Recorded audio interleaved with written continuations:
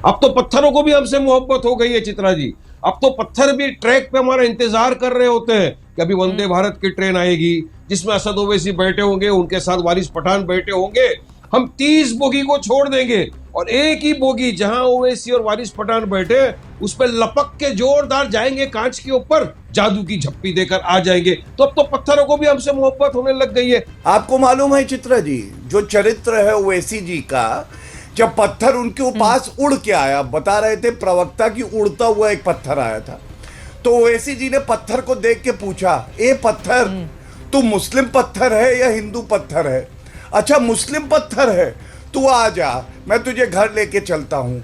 हिंदू पत्थर है ना, ना मैं तेरे ऊपर इल्जाम लगाऊंगा। हुआ यूं कि गोदी पत्रकार चित्रा त्रिपाठी गुजरात चुनाव को कवर करते हुए भाजपा प्रवक्ता गौरव भाटिया और AIMIM के वारिस पठान को दंगल में बुलाती है और वो दोनों अपना काम बखूबी से करने भी लग गए, जो कि था जनता में हिंदू मुसलमान का जहर घोलना। डिबेट को आगे बढ़ाते हुए एक दूसरे के ऊपर आरोप प्रत्यारोप लगाने लगे और मुद्दा वही हिंदू मुसलमान, मानो इन मुद्दों के अलावा भारत में कोई और मुद्दा है ही नहीं। उसी को देखते हुए चित्रा त्रिपाठी ने डिबेट का पूरा फोकस इन दोनों को दे दिया और करे ही क्या, मोदी मोदी करके इनका चैनल चलता है। इसी बीच डिबेट में आए आलोक शर्मा और उनके आते ही इन दोनों लोगों को ऐसा सच का सामना करवाया कि गौरव भाटिया मौन हो गए। उनका मुंह कुछ इस तरह से बंद हुआ कि आगे खुल नहीं पाया। आलोक शर्मा ने हर वो मुद्दा उठाया जिससे बीजेपी का प्रोपेगेंडा लोगों के सामने लाया जा सके और लोग हिंदू मुसलमान छोड़कर असली मुद्दे पर अपना नेता चुने। इतना जरूर है कि ओवैसी साहब जो हैं वो पूरी तरह से बीजेपी के इशारे पर काम करते हैं।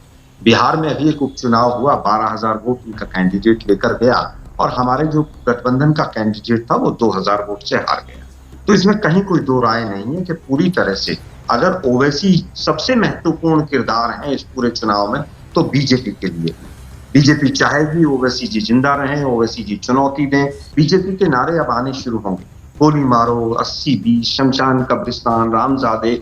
अभी कुछ दिन पहले बीजेपी के 60 के संगठन ने केजरीवाल के फोटो लगाए थे, यहाँ पर पूरे पोस्टर लगाए थे गुजरात में, जिसमें एक वो मुस्लिम स्कल कैप पहनाकर, और पूरे गुजरात में एक ही दिन में 50,000 पोस्टर लगे। आज तक इलेक्शन कमीशन को भी नहीं पता, पुलिस को भी नहीं पता किसने लगाए वो। तो बीजेपी बहुत प्रयास कर रही है कि किस तरह से हो हिंदू मुस्लिम चुनाव। कोई मोरबी पर बात नहीं करेगा, कोई नहीं कहेगा कोरोना में क्या हालत हुई, कोई नहीं बताएगा कि सूरत की शमशान की शवदाग्रह की जो भट्टी थी वो किस तरह से पिघल कर गिर गई, कोई नहीं बताएगा कि SIT कहां तक लट्ठा कांड की पहुंची है। जिस प्रधानमंत्री ने भूखमरी के इंडेक्स में देश को नीचे पहुंचा दिया उसको वोट क्यों दी जाए। जिस मुख्यमंत्री के रहते हुए तमाम डब्बे हटा लिए गए और एक इंजन पूरी तरह से फेल हो गया, क्या मजबूरी थी कि पूरा कैबिनेट मुख्यमंत्री के समेत बदलना पड़ा। भाजपा में बेरोजगारी कहां पर है, महंगाई कहां पर है, 100 लोग कच्ची दारू पीकर मर जाते हैं और कैंसर कांग्रेस है।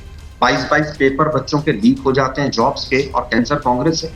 जिस तरह से 5-5 SIT बनती है, एक का उत्तर नहीं मिलता और कांग्रेस कैंसर है। जिस तरह से 11वीं के बच्चे के बैग में भी अहमदाबाद में ड्रग्स मिल रहे हैं और कैंसर कांग्रेस है। गुजरात के लोग अब वास्तविकता जानना चाहते हैं कि डॉलर की तुलना में रुपया कहाँ गया है, पेट्रोल और डीजल के दाम कहाँ है, गैस के सिलेंडर के दाम कहाँ है। इन मुद्दों पर बात मैं जवाब ले लेती हूँ।